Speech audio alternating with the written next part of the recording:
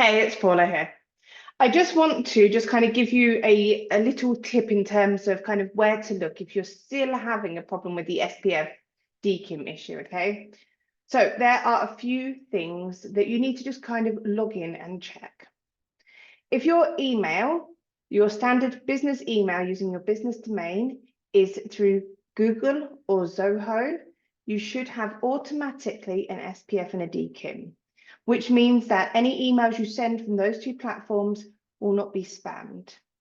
However, if you use an email service provider and you go to authenticate your domain, you can easily knock the first lot off, okay? And I'm going to explain what and how. So the first thing I want to do is show you how to access your Zoho control panel here to check that it's all good. So if you log into your Zoho emails here, go to my profile and then go to admin console. Once it loads, you're going to then hit domains on the sidebar here. And then you can see here, mine says completed. If you have any errors, they'll pop up in here.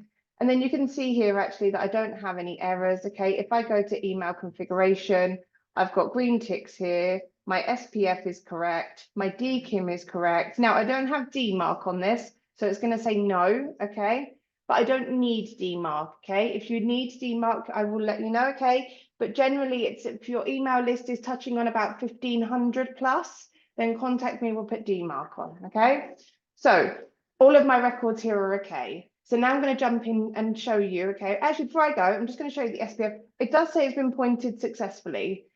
Okay, so I'm wondering if I can show you, I can't actually show you from here, but if you had a problem, it would soon say, okay, I don't have any flags to state that I don't. Now, this DKIM is really, really important as well. You can see here zmail.domain key, and it's got this really long code here.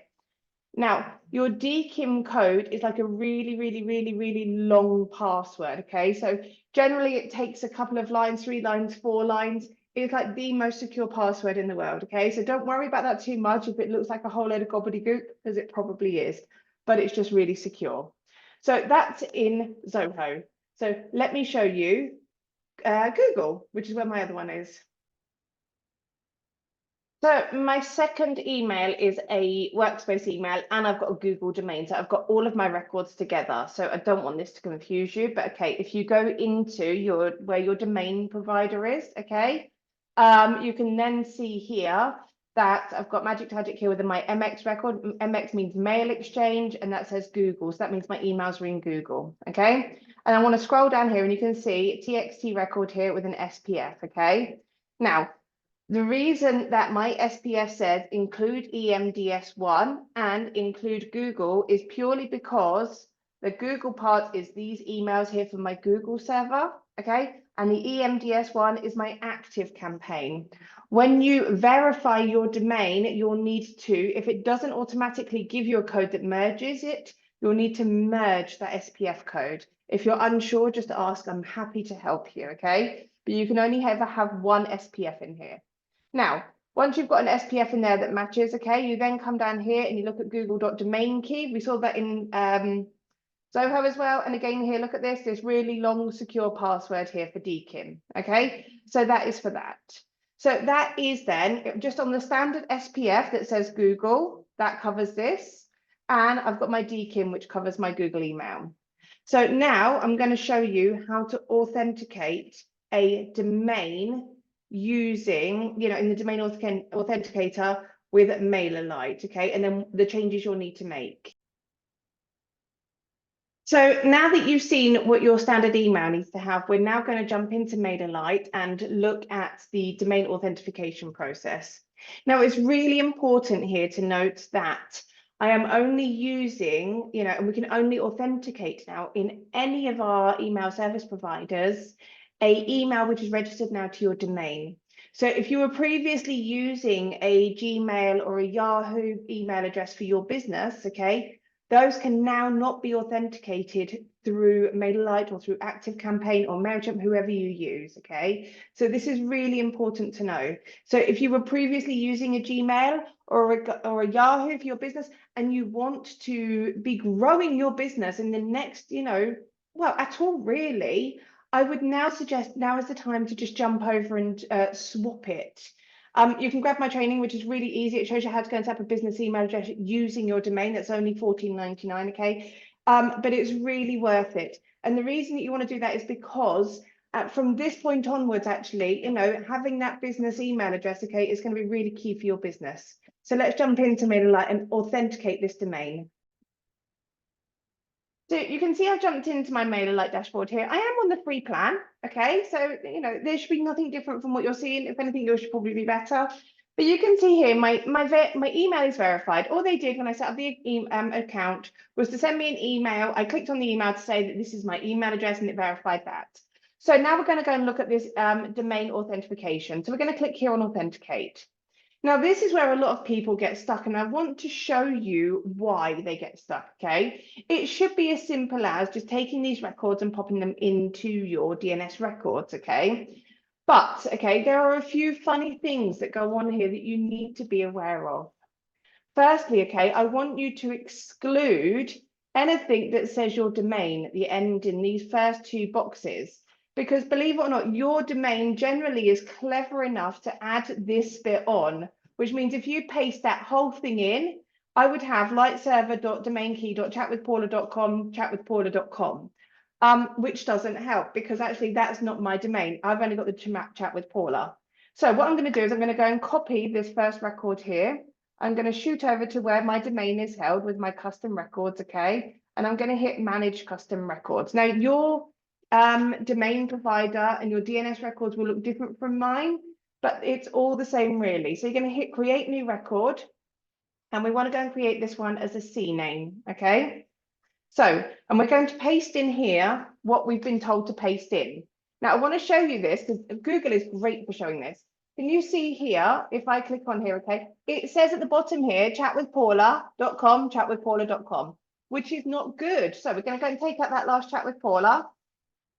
Okay, oh, domain key. And now we've got here lightserver.domainkey.chatwithpaula.com. And that is all you need, all right? CNAME is what the record's going to be. TTL, it just means time to live, okay? Which means that's how quickly it authenticates. But generally, these go quite quickly. If you're really in a rush, put it to the lowest one.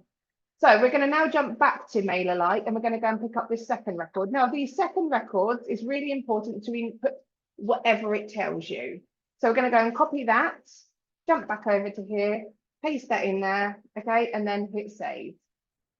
So now that one is in. And now this is where most people get really confused, okay, because I'm going to show you something here. Now, I've already done the TXT SPF, okay, so I don't want to confuse you here. So again, remember, this was a CNAME. Now we're going to go and create a text record, okay, for an SPF, but I've already got an SPF set up. So this says chat with Paula to put in the first box. Now, if you remember what I told you about this one, okay, we don't put that in because our domain provider, our DNS records already accept that that is going to be your domain in most cases.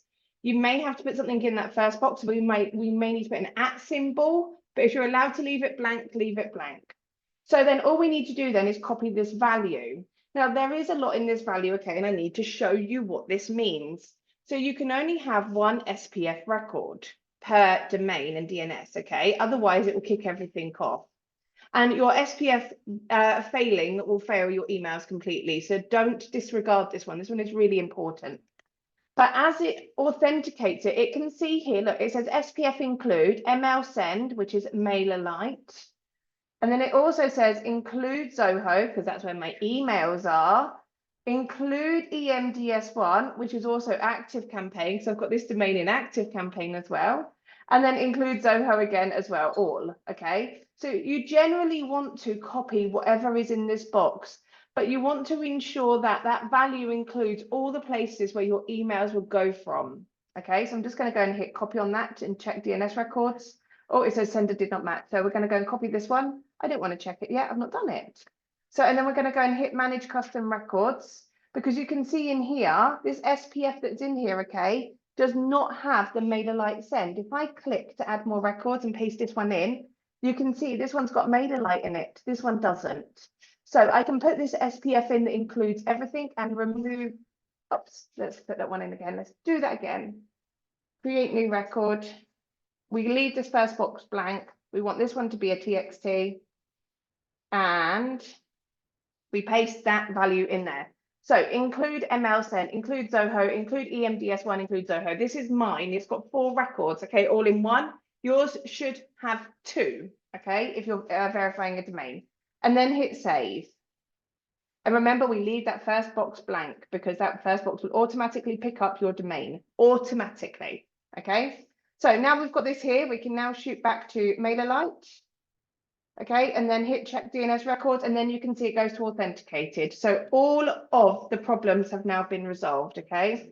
Now, this is causing so many people such a huge block, okay? So if you could just make sure that you're doing exactly that, okay, then you shouldn't have a problem going forward. But if you do, okay, I will really urge you just to drop me an email over to paula@magictagic.com, okay? Or chat with Paula, you can see it's verified, okay? And then we can go from there and I can help you out.